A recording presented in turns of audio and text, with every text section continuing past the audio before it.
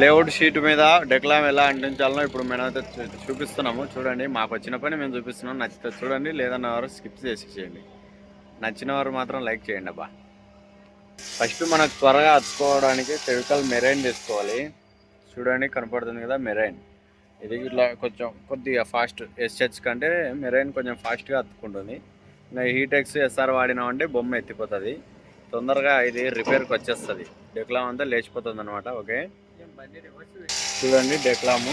ఇది back side అనమాట layout sheet. ఇదిగో ముందర సైడ్ కలర్ వచ్చేసి ఇలా ఉంది. మొత్తం వుడ్ కలర్, ఇది టేక్ కలర్. లేఅవుట్ కలర్ ఇలా ఉంది. ఇప్పుడు ఇటు సైడ్ మనం ఫేకల్ పట్టిస్తారు. రంజిత్ గారు చూడండి, చూడరా ఏరా రంజిత్ అంటీరా బాబా. రోజావే చిన్ని రోజావే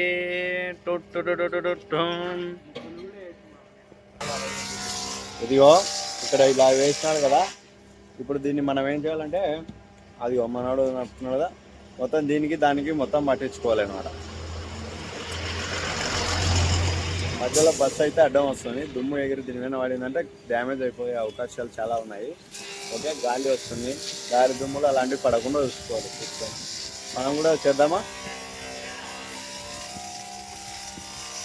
ఫుల్ సాటిస్ఫైన్ వీడియోలో. ఇదిగోండి, ఇటు సైడ్ అలా పట్టించినాడు, ఇటు సైడ్ మళ్ళీ తక్కువైంది. ఫస్ట్ వేసిన దానికి మళ్ళీ వేస్తున్నాడు అనమాట మావాడు. ఓకే, ఇదిగోండి ఫ్రెండ్స్, డెక్లాంగా రిపీట్ అయిపోయింది. మొత్తం వుడ్ కలర్ అయిపోయింది మొత్తం. దీన్ని గమ్ టేప్ అంటారు. ఇక్కడ సైడ్ ఎడ్జ్కి వేసినాం కదా, ఇక్కడ ఎడ్జ్లకు యూజ్ చేసినాం కదా, ఆ ఎడ్జ్లకు వేసింది ఇదే అనమాట గమ్ టేపు. ఇవి గాలి దూరకుండా లోపలికి.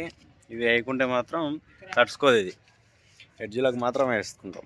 ఓకే, అది మరి. Bye friends, thank you for watching.